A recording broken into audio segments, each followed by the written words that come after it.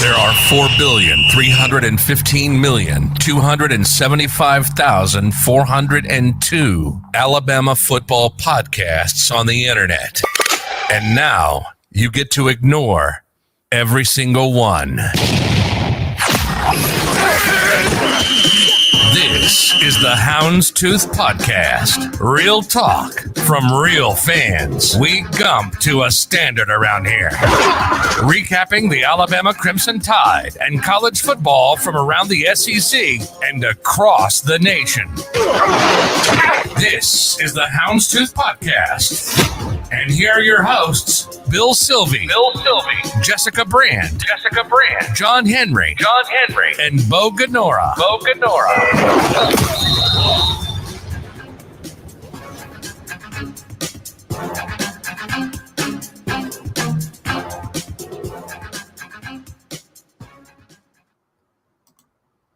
Well, folks, good evening, and I wish I could say it was a great evening, but as the title of this episode says, all good things must come to an end.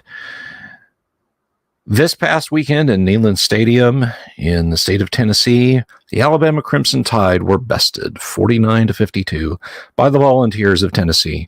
I don't think there's a single fan of the Tide who's unaware of the facts as they stand, but what can I say? It was a heartbreaking loss. It shouldn't have come to this. It should have been 49-0, 49-14. Something with a bunch of garbage time scores put together by dispirited Volunteers who couldn't mount much of an anything against the Crimson Tide. But that, of course, as we know, was not the case.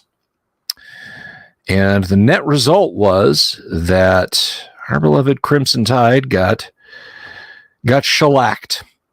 And there's really not much to say about it.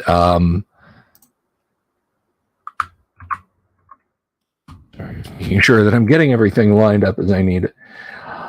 The Tide went in undefeated, of course, but they went in against a spirited and, quite frankly, better prepared Tennessee Volunteers. So as for our co-host tonight, of course, John Henry is here. We're expecting Jessica to jump on with us.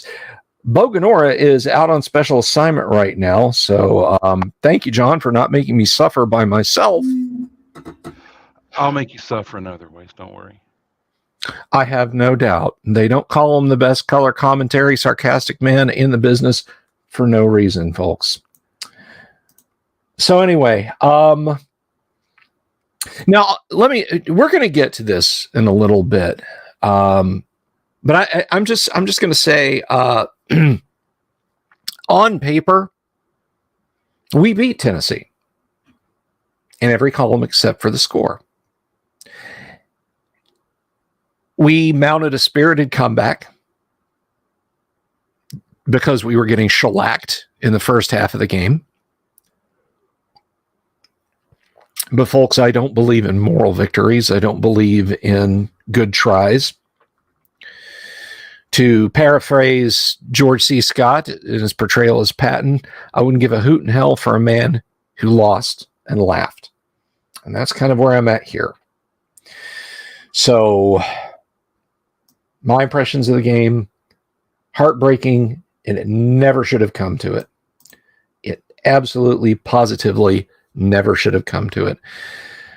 John, I'm going to sip a little bit of this cold brew, and I'm going to let you have the mic, my friend. Okay. Well, let me just say this. It really sucks to have to say this. It really does. But Tennessee came out and just punched us in the mouth repeatedly. I mean, they were throwing haymakers right out of the gate. They landed quite a few, and I mean, we were down early, and fortunately, there was no one in the room. But beginning of the second quarter, after we went down 28-10, I said to myself, this is where we find out what we're made of. And yeah, we didn't come out with the win, but they fought, they never gave up, and they gave it everything they had right up into the end. So I'm pleased with that. They kept fighting. Bryce Young, he's a machine. He doesn't lose his cool. There are a lot of other kids up there losing their cool, but he didn't. But I'll tell you what, on defense, we got outcoached. Yes, we did. I expect that sometime this week, someone on our staff has reached out to Gary Patterson, former head coach at TCU, and said, and to have a conversation about X's and O's and how to adjust to this, because they run a lot of stuff that's from the old Baylor offense where they spread those wide receivers out wide and try to divorce the inside running game from the outside passing game. And it caused a lot of people a lot of problems. They got a Heisman Trophy winner out of it, and he got to make a lot of money to not do well in Washington for the Washington former Redskins. But Gary Patterson at TCU came up with some things to help to combat that, and I have a feeling that we've got somebody talking to him this week. Hopefully, maybe they did it before and they just didn't do a good job of implementing it. But they're going to learn some things from this tape, and I'm hoping they reach out to some teams that have had to defend that Baylor offense. And I hope we get another shot at them. We need a little redemption. They had a plan. We just didn't adjust to it. And it looked like our front seven by the second half were just worn out from them just going full throttle throughout the first half. And we couldn't get a good pass rush going. And we got beat up front for the majority of the game, which very much surprised me. And the secondary had major breakdowns throughout the game, and not just on those scoring plays. There were several plays. They could have had more of those long touchdown passes. They just missed on them. So it wasn't just 4 or 5 plays. There were closer to 10 plays where we just got beat and had guys running loose behind us. They were extremely aggressive on defense. They blitzed almost all day, and you saw the results of it. They had players hitting Bryce Young all day. He got sacked a couple times for major yardage losses. And even on plays where he got the ball off, he was getting hit in the face a few times illegally, but they didn't call anything. But that's neither here nor there at this point. He fought through it and basically put the team on his back, and he threw for a lot of yards. Well, he had 455 yards passing. But he didn't have his best game either. And I think some of that, he was his first game back after missing a game and a half. And the first drive or two, it didn't look like his arm was especially loose, and he didn't have a lot of zip on it. He got better as the game went on. And by the end of the game, he had his usual zip on the ball. I still think there's some work to be done with the wide receivers being on the same page as him. There were some times with them blitzing as many players as they've blitzed, the number of times they did it, we did not have guys getting hit on hot routes for long plays, and that should have happened. So we should have had a lot of one-on-one 50-50 balls, and I didn't really see a lot of that. We should have had guys running loose in the secondary. That's coaching. They've still got to learn and mature. We've still got a very green secondary core, or receiver core. My bad. The offensive line played pretty well, but you remember the way the offensive line played was masked largely by all those blitzes from Tennessee, and they were in Bryce Young's face all afternoon. But you cannot place all that blame on the offensive line. They were frequently bringing more than 5 blitzers, and you got 5 offensive linemen. So they actually played pretty well overall. Special teams, that was an unpleasant surprise. There was that punt return fiasco, honestly, was inexcusable. That guy should have stayed far away from that. I do not know what he thought he saw, but he better go learn something, because that was a bad play, and that scored them a touchdown. Well, I think we're kind of skating into low tide territory there. Yeah. Do you want to let's do a numbers breakdown real quick, and I think we can get the 10,000 foot view here. Third down efficiency, we were 6 for 13, same as Tennessee, by the way. Not in numbers, but in efficiency, I think they were 5 for 10. in third down efficiency. We were 1-1 on fourth down. They were 0-2 on fourth down. 500. And let me tell you something. The fact that that they were 0-2 on fourth downs means we didn't get beat by 17 points. We only got beat by 3 points. Total yards 569, 455 in the air. 35 of 52 on completions, though. Dear God. Yard per pass 8.8. They've still got Bryce throwing underneath. They've still got Bryce. I don't know what Bill O'Brien is not seeing out on the end of those. And before you say, well, Alabama was not connecting with the balls that were being put out there, how many opportunities? This should have been something that has been built all season. Not, oh my gosh, we have to rely on this, but we're bad at it because we haven't been doing it all season. So no interceptions. Surprise, surprise. No interceptions, no turnovers by our quarterback. We get a competent guy in the spot, and guess what? He can do the job. Rushing looked good, 114 yards on the ground, 31 with an average of 3.7. Penalties. Bo is out on assignment tonight. I'm going to grab Bo's mic for what's grinding Bo's gears. I have a lot to say about penalties, and it's not going to be pleasant. But it was 17 for 130 yards, trying to get demonetized right out of the chute. One turnover and one fumble loss. Possession time 37-29. That's the tail of the tape. John, let me back over to you. What's your high tide, buddy? My high tide, Bryce Young. I did not do specific plays for this week. Bryce Young is the high tide. He's back, 455 yards, 2 touchdowns, and he put the team on his back. And he did it in a way. He did not have a lot of explosive plays. This was not necessarily just throwing underneath, but there should have been more explosive plays. Hot routes should have gotten us a whole bunch of guys running loose in the secondary, but I think the wide receivers are messing up on that a little bit, or he's not getting the signal out to him or something. There should have been a lot more of that. But Bryce Young put that team on his back, and he just about got a win almost all by himself. I mean, this is the ultimate team game, but boy. And by the way, you said, you get a competent quarterback and you don't get turnovers. If Bryce Young is your standard for competence, sir, you may have set your standards just a little high, because he is more than a competent quarterback. He's a phenomenon. Do we want to keep going with low tide and elephant stomp, or do you want to? Yeah, no, good. We're low tide and elephant stomp going. There. All right. Well, my low tide, not a specific play, the entire first quarter. They played faster, they played with more energy, and they looked like they wanted it more, and they looked well coached, and we didn't in the first quarter. And we spent the rest of the game trying to play catch up. And I think by the time we got caught up, we were worn out.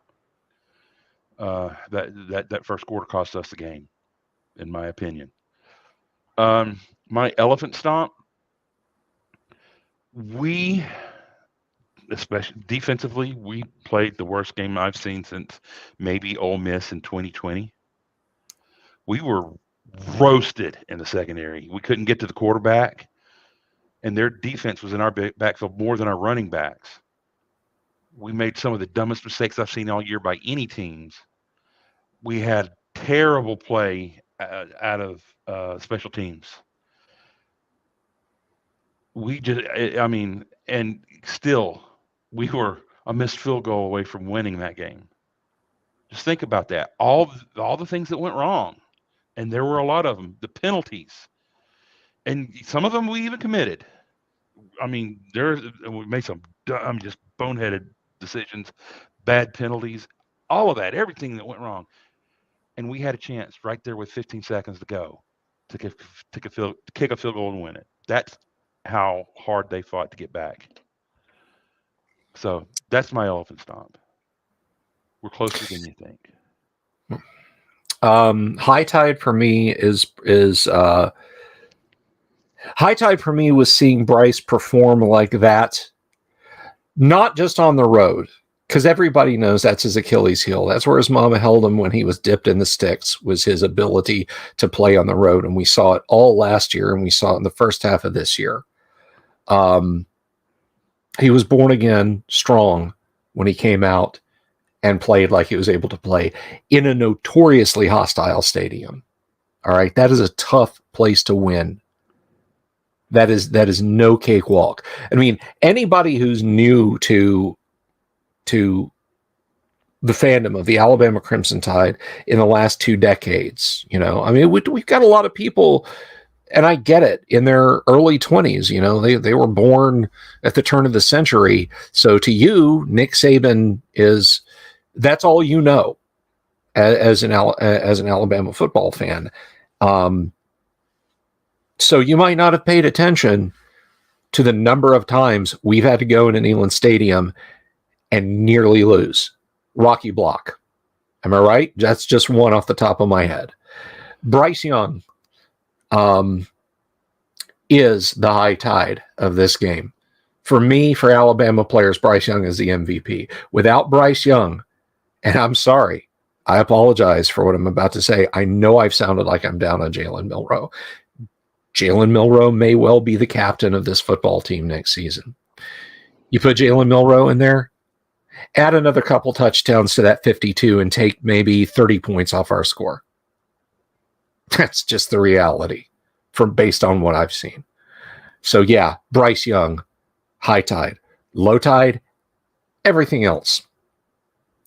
We were bad on defense. We were bad on special teams. They ran a train on us for 2 3/4 before we got our feet underneath us. You give us that first, you give us the entirety of the second half, and we pull a W out of this, maybe. So that is my low tide. Elephant Stomp. I'm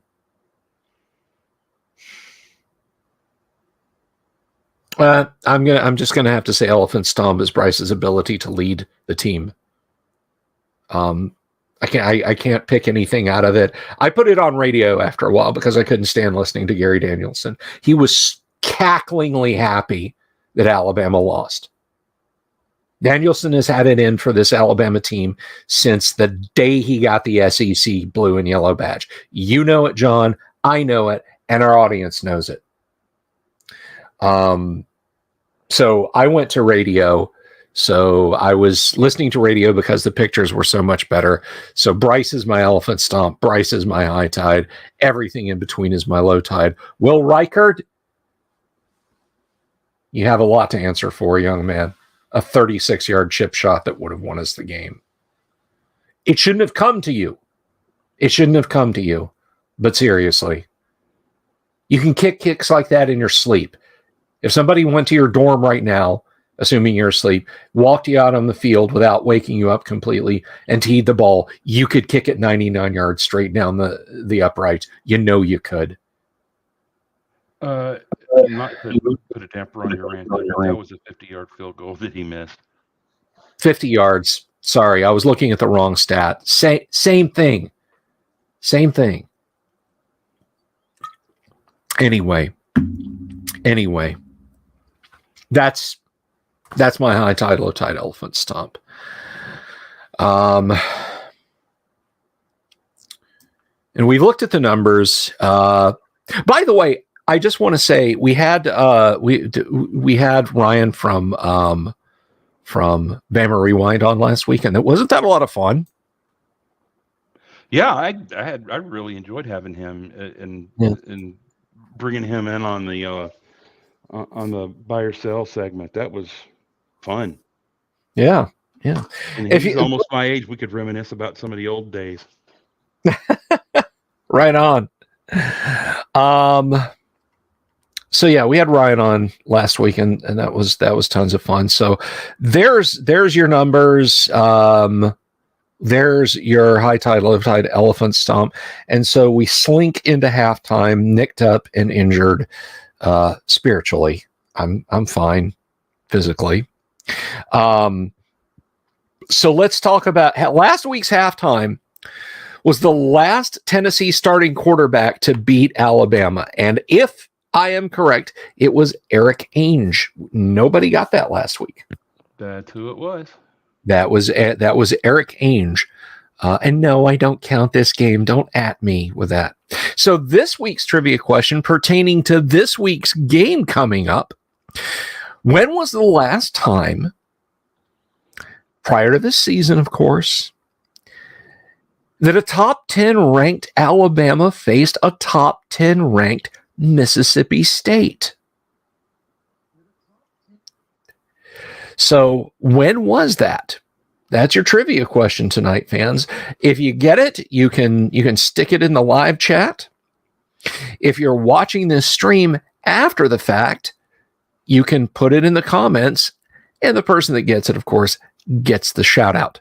So there is your halftime trivia. Now, normally this would be where Jess would come in and she would announce that we don't do the no hugs, no kisses spot anymore, where she breaks down specific plays that she liked in the game. Whereas this week, I'm just going to have a breakdown because of the plays in the game. But we're not seeing Jess on board just yet. So you can go to John. Do you have that URL in front of you? You mean the houndstoothpodcast.com? Absolutely. Go to houndstoothpodcast.com for your no kisses and your no hugs from Jess. And she's not going to call you after either. So prepare to get your hearts broken, but prepare to get some football IQ points added on to your lives, folks. So with that said, we now shift gears at the end of halftime, and we go over and we talk about other teams that played. John, take it away. All right. Well, let's first go around the SEC, and we'll start with Georgia, Vanderbilt, and we'll get that out of the way quickly because Georgia held Vandy to 150 yards of total offense. By the way, that's 26 more than Alabama allowed to Vanderbilt. While Stetson Bennett was 24 of 30 for 289 yards and 2 touchdowns. Carson Beck was 8 for 11 for another 98 and 2 more touchdowns. And a whole bunch of Georgia players combined for 192 yards rushing and 3 touchdowns. And Georgia gets to take this next week off, while Vandy meets Missouri up in Columbia. So I think we're gonna learn who the bottom 3 are a little bit here because Missouri's played Auburn, and now Missouri's gonna play Vanderbilt. So we're gonna see how that shakes out. Next up, Ole Miss and Auburn. Ole Miss jumped out to an early 21 lead in the second on 2 Auburn turnovers, and the Plain Tigers managed to get back to 28-24 after a 50-yard Tank Bigsby run, but the Bear Rebels, the Unbearables, maybe scored on their next 2. I do too. They scored on the next 2 possessions, and Auburn couldn't keep pace, and they ended up losing 48-14. If you like to see deadly and efficient passing attacks where quarterbacks have accurate howitzers for arms and they sling it all over the field, this was not your game. Jackson Dart, 9 of 19 for 130 yards, 3 touchdowns, and a pick, while Robbie Ashford was 8 of 17 for 140 yards and 2 picks. However, Ole Miss had 3 players rush for over 100 yards, with Keenshawn Judkins leading the way with 25 carries for 139 and 2 touchdowns, while Zach Evans had 21 carries for 136 yards and another touchdown, while Jackson Dart also had 14 carries for 115 yards, while Auburn's Tank Bigsby had 20 carries for 179 yards and 2 touchdowns, and while Robbie Ashford had 15 carries for 35 yards and 2 touchdowns. So this was one of those games where if you like to see running backs run, yeah, okay. I'm not saying it would have been, say, Oklahoma, Nebraska running options all over the field, but a lot of running in that game. Next up for Ole Miss, they've got LSU and Baton Rouge. I think that's going to be a good game. And Auburn, bye. And who knows? Maybe they'll say bye to their coach. Mm, We all know it's coming. We just don't know when. yeah. So next up, we That's have not Kentucky. a hot seat. That chair is made out of magnesium and has been hit with a blowtorch. I was thinking maybe white phosphorus, and it got exposed to the air. I don't know. I did probably closer to the mark. The old Willie Pete chair. All right. Next up, Kentucky, Mississippi State. Kentucky was able to keep the greatest pirate ship on turf off the field for most of the day. They dominated time of possession 39-22 to 20-38. And for those of you who can do math, that's about 2/3. They possessed the ball for 2/3 of the game. And the Wildcats pulled off the win 27-17. Chris Rodriguez Jr. ran 31 times for 197 yards and 2 touchdowns. Will Levis was 17 of 23 for 230 yards and a touchdown and a pick for Kentucky, while Will Rogers was only 25 of 37. Yes, Alabama had more passing attempts than Mississippi State. But he was 25 of 37 for 203 yards, a touchdown, and a pick. And the Bulldogs ended up with 22 yards rushing for the day. And by the way, Mississippi State had 13 penalties for 109 yards, while Kentucky had 11 for 84 yards. So this disease may be spreading. Whew. So there may be a lot of laundry on the field this weekend. Not for Kentucky. They're off this week. But Mississippi State, they're playing some team that's dead and gone. Yeah. That's what everybody's saying. Dead and buried, 6 feet under. Yes. Forget about him. So, yeah, I think Mississippi State and Alabama, they may set a record for laundry on the field. Oh, sorry. I hope that does not happen. All right, next up, Arkansas went out to Provo to meet the Cougars of BYU. And by the way, do you wonder if maybe they set this game up on Tinder? I was just you beat me to the punch. I was going to say I met a cougar in Provo once. Hell of a week. There you go. Yeah, I was in college. I needed money. Anyway, it's good that we think alike. Is it really though? No. We have nobody to tell us stop, so we'll just keep That's going. right. Mom and Dad aren't here, and I've gotten into the booze cabinet. So look out for that little grease pencil mark that's kind of hidden that shows where the level was. I've heard somebody say that happens. I don't know anything about that. Me either. No idea. Or throwing up all that Bacardi. No. Oh. Yeah. And somehow still rum is my drink of choice. I cannot explain it. Remind me to tell you about the Jack Daniels car repair story one day, John. But let's continue with I can tell you about my brother with his vodka and a chainsaw. Whew.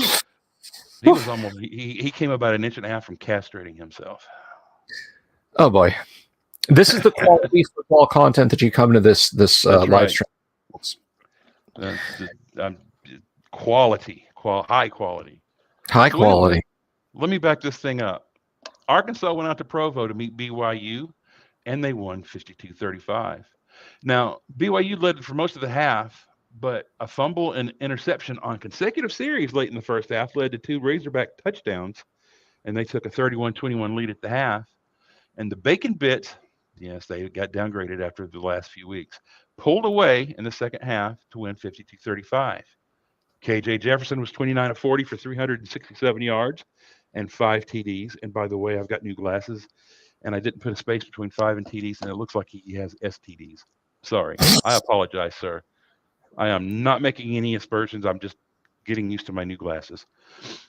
Raheem Sanders had 15 carries for 175 yards and 2 touchdowns, while Jaron Hall was 26 of 41 for the Cougs with 3 touchdowns and a pick.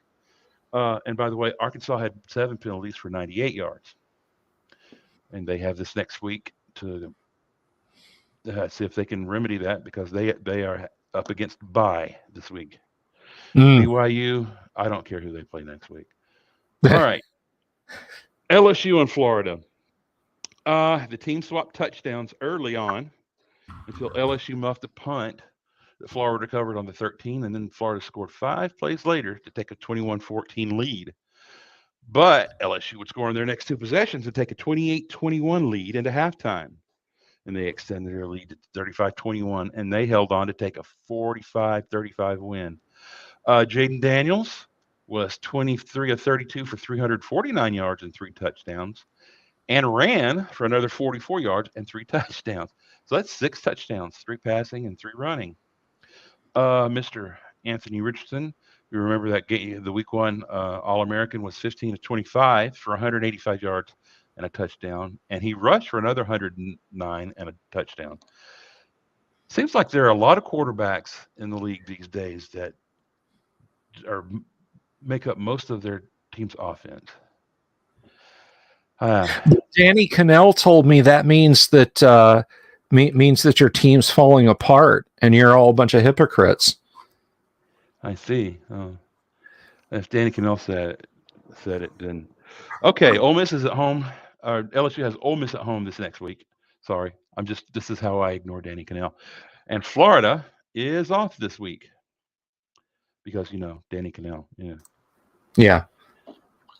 So, and that's all of the games for this week. South Carolina. Now, this is important.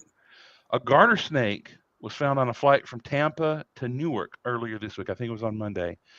And remember, South Carolina was off this last week, and Spencer Rattler was demoted to garter snake. So maybe he was trying to take a quick vacation. I don't know.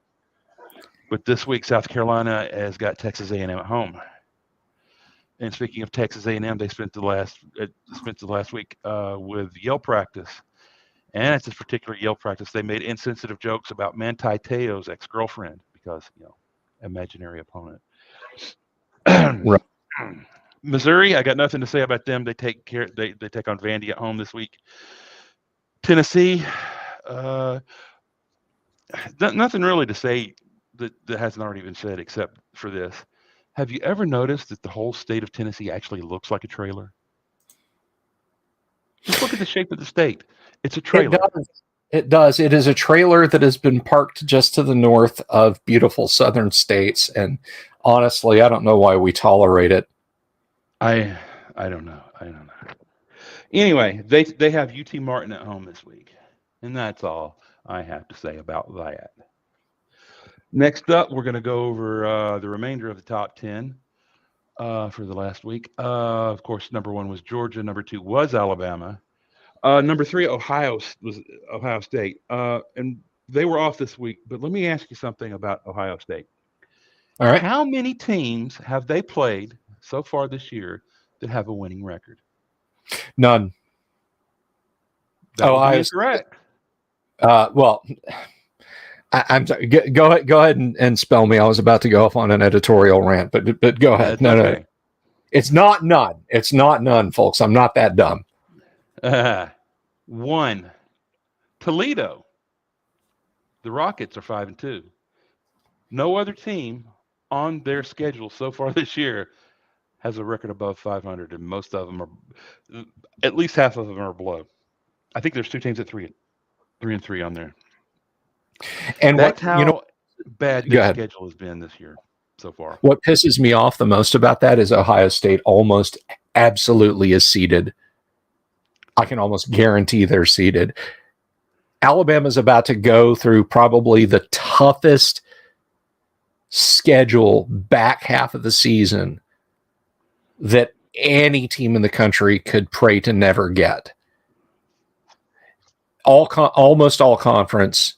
Okay, granted 1 cupcake, but seriously, I'm just going to say it. We have a tougher conference down here. And the fact that Ohio State gets the nod season after season after season, and it's based on 2014, John, you know it and I know it. Yeah. You know it and I know it. There's that contingent of people on the committee sports writers, sportscasters whose brains are jammed in 1979 gear, and they can't let go of, quite frankly, has-beens like Ohio State. So, well, so the question is it going to change? And the answer is they play Iowa in the Horseshoe this weekend. So not yet.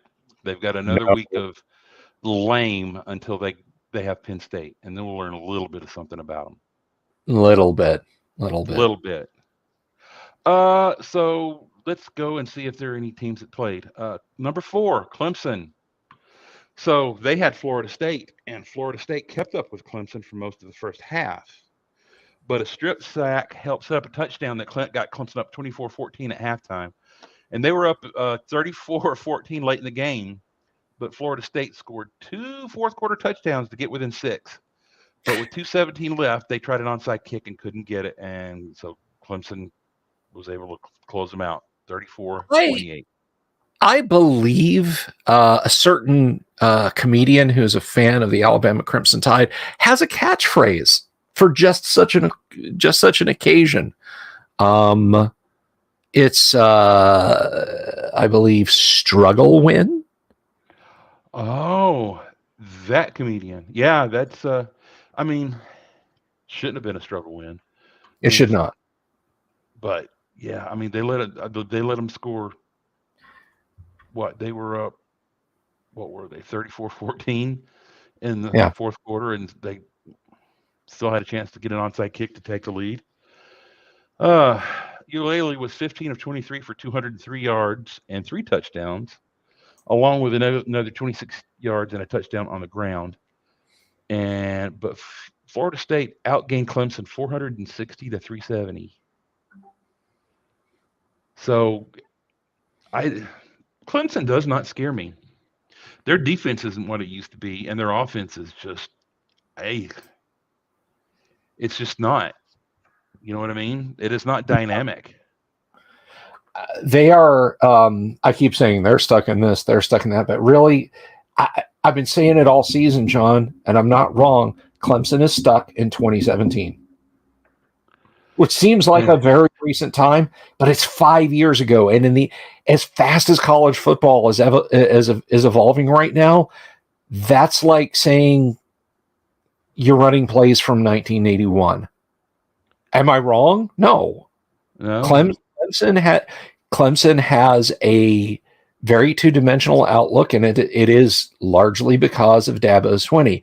He is successful in his environment, but he's the biggest koi fish in the 10-foot across concrete pond that is the ACC. When you put him in the shark tank of non-conference play against teams like Alabama, against teams like, yes, Ohio State, and yes, Georgia, they get eaten up. Yeah, well, they don't have, their quarterback is not Deshaun Watson or Trevor Lawrence, and their running back is not who they have had in the past either. No. So it's just, I mean, if you have better players on that offense, it would maybe look a little more dynamic, but they don't scare me. I'm sorry, they don't. Number 5, Michigan, on the other hand, they outgained Penn State 304 to 88 in the first half, but they only led 16-14 due to a pick six and a couple of stalled red zone drives. They actually had a touchdown and 3 field goals. 3 field goals, I think, in the first half. Penn State kicked the field goal on the opening drive of the second half to go up 17-16. But then turned the ball over on downs 3 times in the second half out of, I think, 5 possessions. And that gave Michigan really good field position, and they took advantage, scoring 25 second half points to win 41-17. Now, Michigan quarterback J.J. McCarthy, 17 of 24 for 145 yards and a pick six. Those numbers don't scare me, but Michigan had 418 yards rushing, with Donovan Edwards running for 173 yards on 16 carries, and Blake Corum had another 166 yards on 28 carries, and they each had a pair of rushing touchdowns. So I think you see where Michigan's backbone is. That's strong run up the front. ball, play defense. Yeah. Like I say when I go on the Discord, yes, I'm on a couple of different Discords. If that's your area of talent, pound the rock. Just pound the rock all afternoon, all evening, all morning, whenever you're playing, pound the rock. And I'm just gonna say this, that we have been against teams when we should be pounding the rock, and Bill O'Brien does stuff like, 3rd and goal, let's drop into the pistol and throw a slant. Sorry. Please continue, John. So Michigan, and by the way, Clemson has got Syracuse at home this week. Just want to point that out. Michigan Syracuse always plays Clemson tough. That's a funny game, and they're undefeated. Yeah, they're in the top 20. This might be a good game, although I still think Wake is probably the best ACC opponent for Clemson this year. I think, but we'll see what Syracuse can do. I would tend to agree with that assessment. But Michigan, they're going to take off this week. They'll be home ironing their khakis and having sleepovers. So, number 7, USC took on the Utes. What is a Ute? Of Utah. 2 defendants, the Utes. Sorry, the Youths. All right. So, every time Utah comes up, we do the same bit. I don't know. And it just keeps getting funnier every time. I'm sure it does. All right. So Utah quarterback Cameron, my QBR, is rising, ran for a 1-yard touchdown, as well as the ensuing 2-point conversion with 48 seconds left in the game to down USC 43-42. USC led by as much as 14 in the first half. Sound familiar? But Utah kept fighting and tied the game at 28 with their first second half possession and took their first lead in their final drive of the game, the one with 48 seconds left. Rising was 30 of 44 for 415 yards and 2 touchdowns, with another 60 yards rushing with 2 touchdowns. South Carolina's Caleb Williams was 25 of 42 for 381 yards and 5 touchdowns. And the Trojans failed to get an interception for their second straight game. Plus, they had 12 penalties for 93 yards. Okay, John. Can I ask you a favor, sir? Can we please be done with the USC is a contender meme now? It's over. Okay, we're done with USC as a contender, right? We're done. Yes. Spoilers. Okay. But on the plus side, USC is going surfing this week, so we don't have to worry about talking about them this week. Okay, that's that. And to close out the top 10, Oklahoma State, they led TCU by 17 in the first half, never trailed in regulation, and held the lead until Max Duggan's touchdown pass with 1:57 left in the game tied it at 30. The team swapped touchdowns in the first overtime, and in the second overtime, the Cowboys were penalized for holding on the first play. What's that like to get penalized? I don't know. Then threw 3 incompletions and had to settle for a 52-yard field goal. Overtime field goal of 52 yards. And TCU capitalized, scoring a touchdown on 6 straight running plays to take the win, 43-40. Max Duggan was 23 of 40 for 286 yards and 2 touchdowns passing, along with 57 yards and another touchdown rushing. And Kendra Miller had 22 carries for 104 yards and 2 touchdowns for the Horny Toads. Spencer Standard was 16 of 36 for 245 yards, a touchdown, and a pick for the Cowboys. And next up for them, Texas, and at home in Austin. And there you have the top 10. Alrighty. Well, but as I said at our opener, Bo is out on assignment right now, but I apologize. I should have asked your permission straight away for this, but I want to take a minute. I want to take the time when we would normally devote to our new segment, Bug a Bo, when Bo just kind of airs out his feelings on something that is eating at him week to week. So I'm going to take the moment now, and I think we can break this. We can share this, Big John, if you want to. But I want to step forward here before we get to your buy, sell, hold section. And I'm going to vent my spleen from great altitude upon those functionary zebras who call themselves officials. Oh, they're official, all right, of the sport of college football. Gentlemen, if you would lean in close, you're allowed to throw flags on teams other than Alabama. Also, you don't have to throw a flag every time Alabama has a possession. Those are just two pieces of information that you can find in those big, heavy binders that the NCAA makes you read during the week when you're not coaching Little League softball games for your daughter's primary school, which is apparently all the else that you do, because you don't seem to have much of a handle on how to call a football game for 1A FBS, not based on what I've seen all damn season. If you guys are so interested in laundry, get over to my house in Longwood, Florida, and help me clean it up. Because quite frankly, look, you want to talk about egregious calls? That's great. Go online and look at still shot breakdowns. Just the fields of still shots that the brave and excellent photographers for sports publications sit around and take games. Give me $1 for every missed call that gets caught in 4K HD and published on the web of a missed call or an incorrect call on an Alabama Crimson Tide player, particularly in the area of the offensive or defensive line. You won't do it. And do you know why? Because you'll be broke. It is beyond egregious. It is a sick joke. And I am tired of it.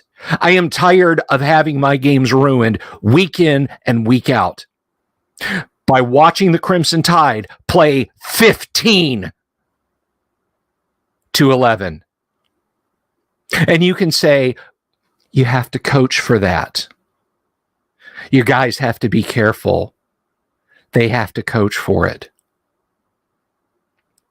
When you see crap that started in the Longhorns game, I mean, my God, you cannot review roughing the quarterback. When the laundry comes down and the announcement is made, that's the penalty. 15 yards.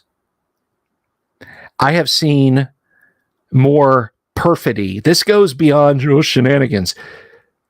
This borders on cheating and game fixing, folks.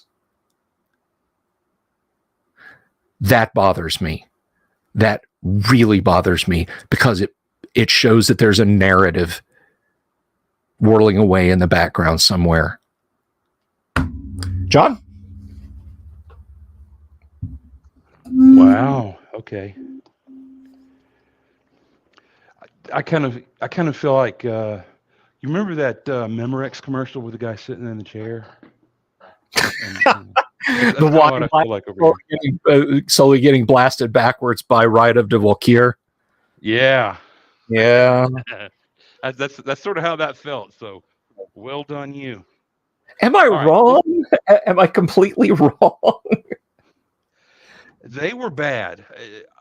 It's worse. It's getting worse. I mean, I'm sure they missed some calls going the other way. But yeah, they missed a lot. I mean, there were some pass interference calls. That was not pass interference, and that was a game-changing call. Yes. There was a play where we had a pass interference far down the field. On the exact same play, I saw the right tackle's arms wrapped around a defender, and those flags stayed in the pocket. All about the narrative, my friend. How's our soccer reports doing? Well, let's go see. And for the first time, there is a change in the top four. So let's go through it. My first, up top hasn't changed. My number one is still Georgia. So what do you think? Oh yeah, I'm buying Georgia. All right. Now, my number two, until I see something different, is Tennessee. They came out and punched Alabama in the mouth, and they took charge of that game. Mm-hmm. And I think it's close between them and Michigan, but they play very different games. And I think Tennessee's offense is going to overwhelm most any team, one way or the other. Yeah. So, yeah. Well, what do you think about Tennessee at number two? Okay, so keeping this in the metaphor of our stocks discussion, I think you're talking about two entirely separate investment types.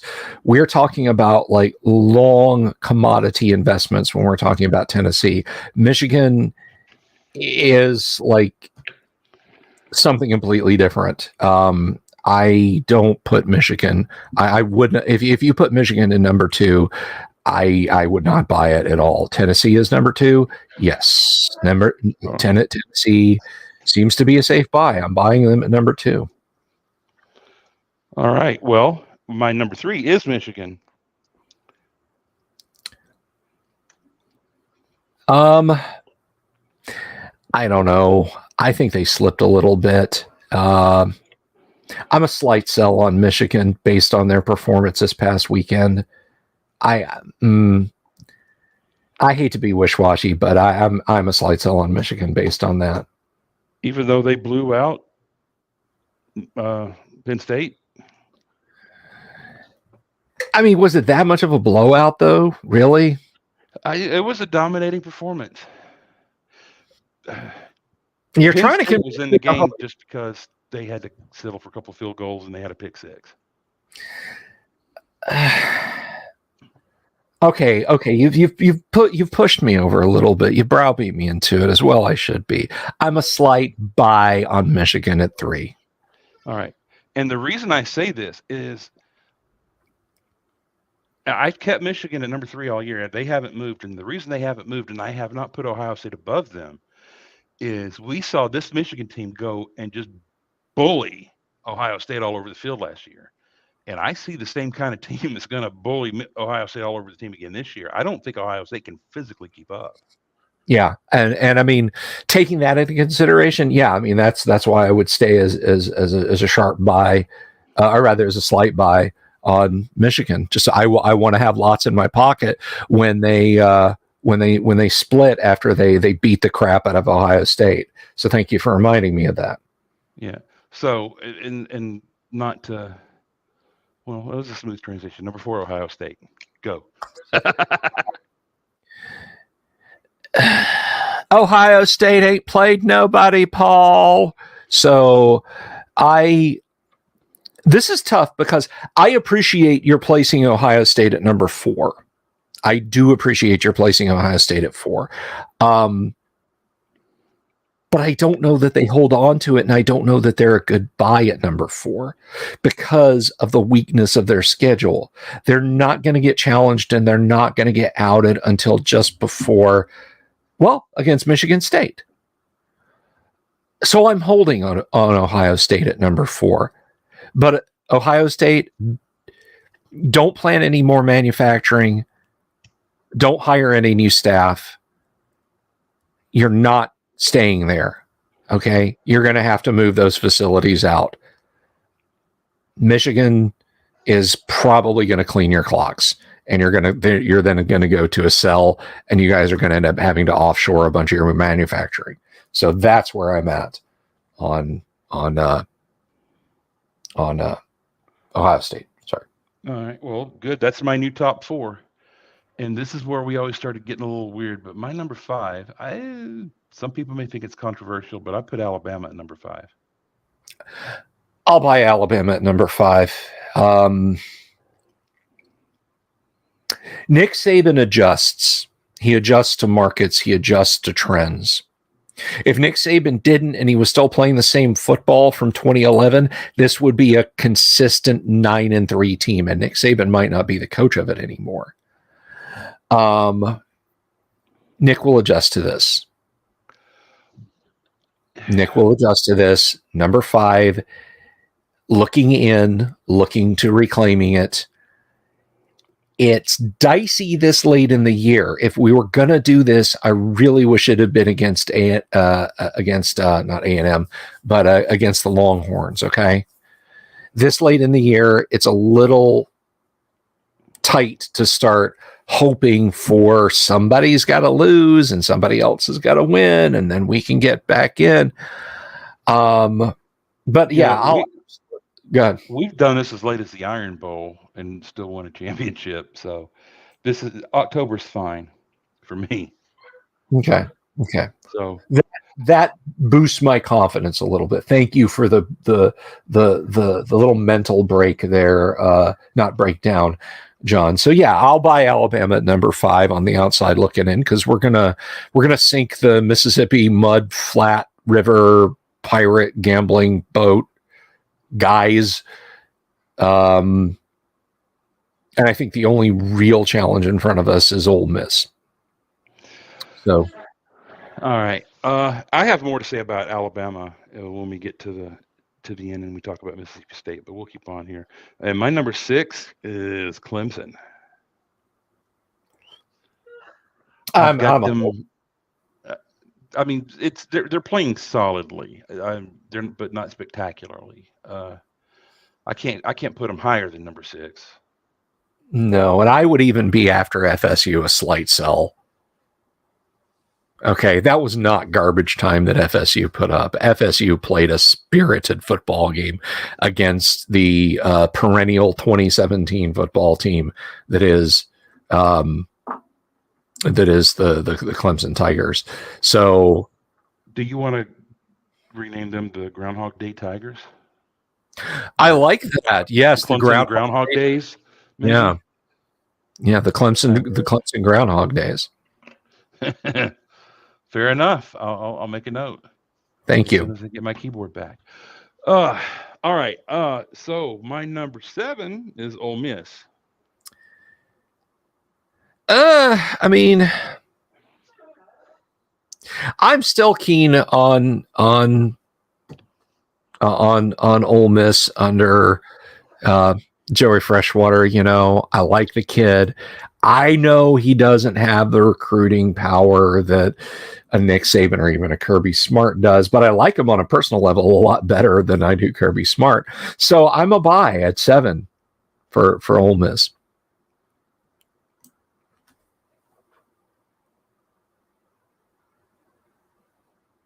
Sorry, I was talking into a muted mic. The reason I kind of think I have the feeling that Ole Miss in the end is really more of a 9 than a 7. I think by the end of the year, yeah, they're going to be sitting on a 9. But right now, I think they're a 7. Yeah, and they're one of those teams they're a little up and down. Yeah. Their offense looks unstoppable one week, and then the next week Jackson Dart's under 50% with an interception. Yeah. They are volatile in this current market.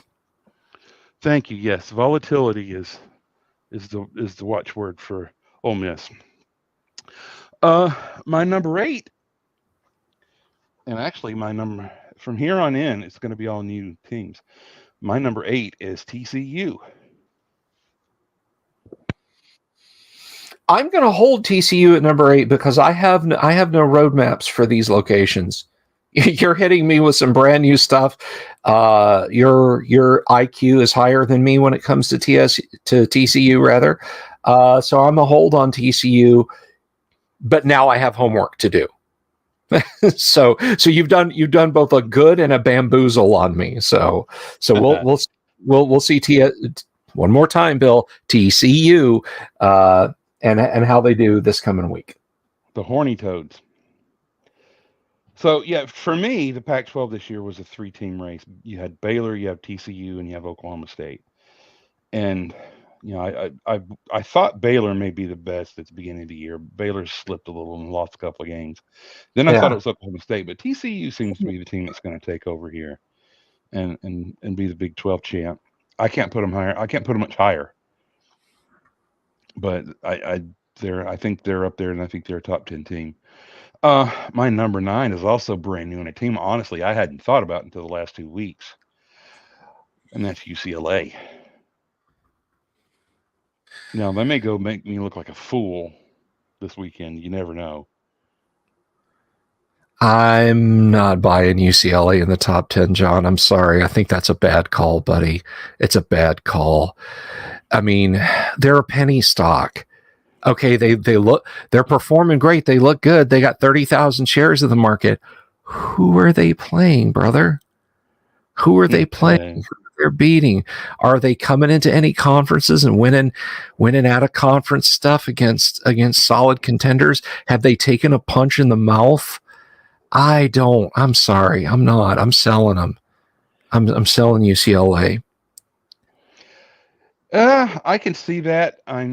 Right now. I'm trying to, there's a new crop coming up while we're watching some teams that we thought were good slide a little bit and be inconsistent. So, the jury's out on them in my opinion. But for right now, they're my number 9, and I am going to, for the first time, I think first time, maybe second time, rank a one-loss team in the top 10, and that one is going to be Wake Forest. Wake Forest. You know what? Remember, go ahead. Their only loss is triple overtime to Clemson. That's right. And they had that. They were winning that game until very late. So I'll absolutely buy Wake Forest at 10. I would. You know what? If you flipped it, I'd buy Wake Forest at 9. All right. They've got more to prove to me before I start moving them up. But the way they play Clemson, and they've been winning consistently. So we'll see. I don't know. The last 3 are they're new and iffy, and I'm a little nervous about them personally. I hope they don't make me go look like an idiot in the next couple of weeks.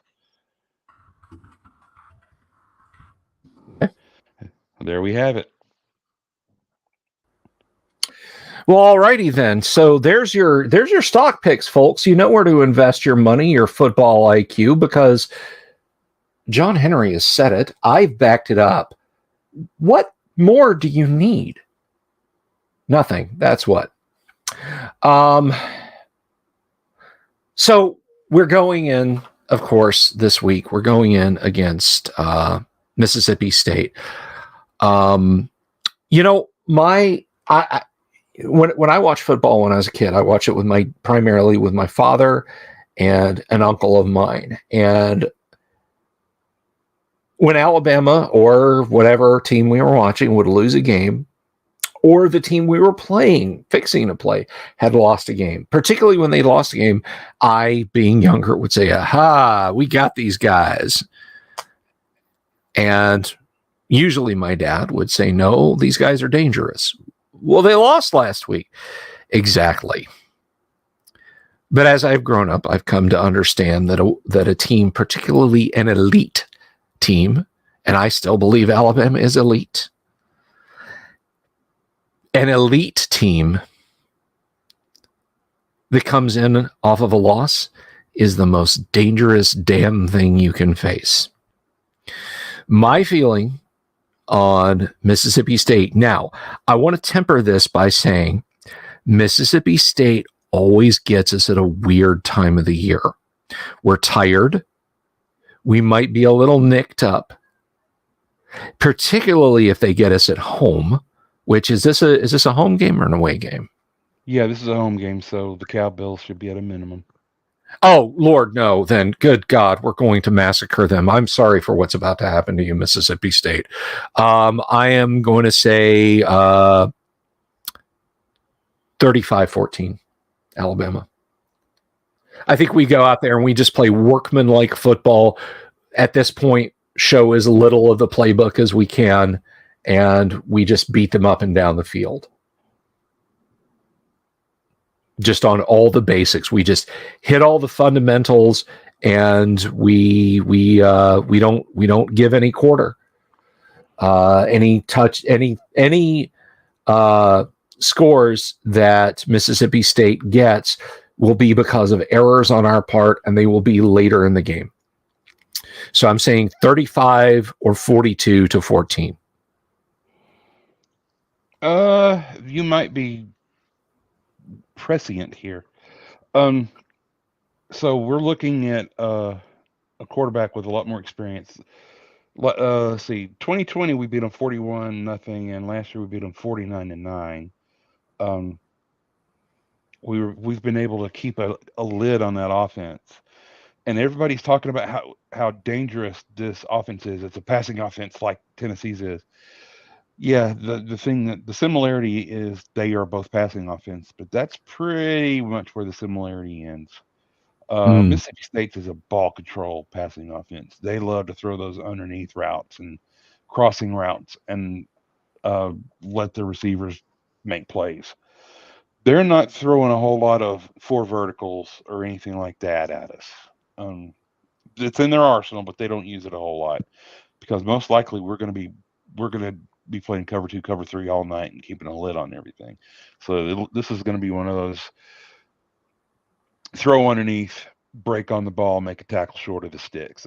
And hopefully get them off the field quick. And then their defense is pretty good, but I think we can put 40 on them if we want to. If we want to shorten the game and keep the ball out of their hands, then it'll be probably like 31-10 or something.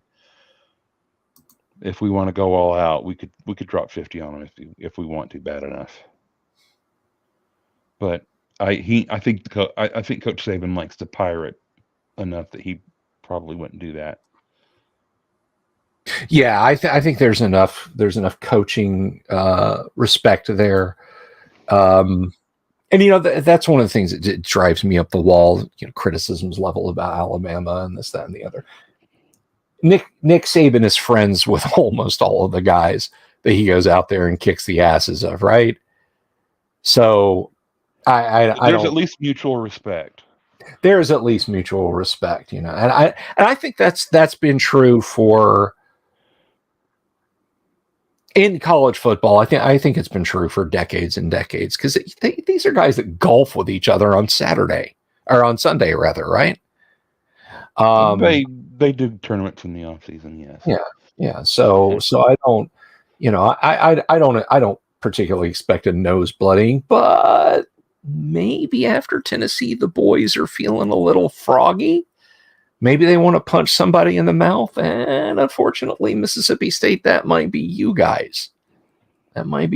So keep your guards in. Don't taunt. And, let's play a good game, gentlemen. Yeah, I really hope that we see a team that is going to be focused on improving and doing the little things right. That's what I want to see out of this team this weekend. Improvement and doing the little things right. Yeah, I wouldn't mind seeing a 30-point win all predicated on Will Reichert having to kick field goals. Well, Alabama's got 1st and 10 on the 1-foot line. Oh, what's this? Nick Saban is bringing Will Reichert out. Just make him kick. Just make him kick. Just until he gets it right. We did that against LSU in what was it? What year was that? 2013 against LSU, where we beat them 21-0, but it was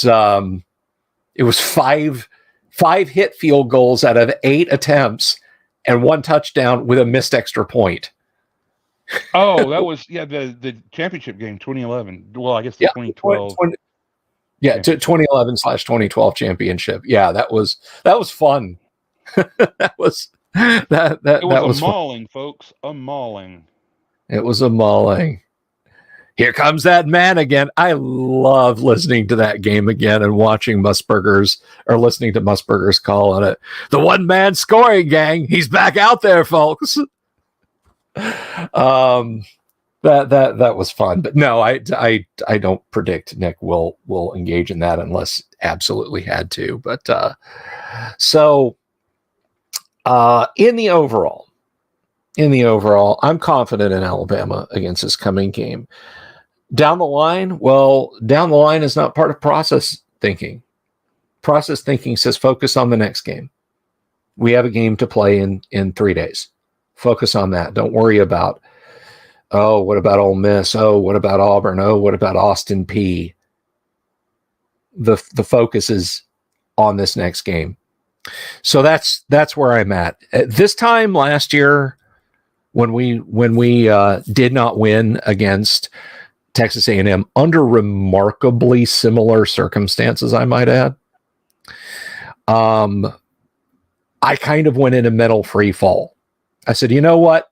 Whatever comes, whatever happens. And that's sort of where I'm at here. Do I think we're going to win handily? Am I, quote unquote, worried about it? Not really. Any closing thoughts for yourself, John? My closing thoughts are, this is another instance where we get to see what this team's made of, and we get to see how they respond.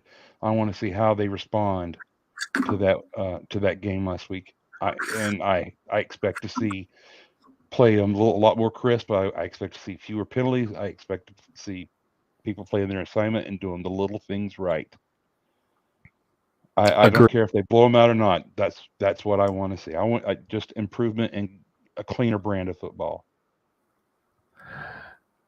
I agree with you, sir. I absolutely agree with you. And, I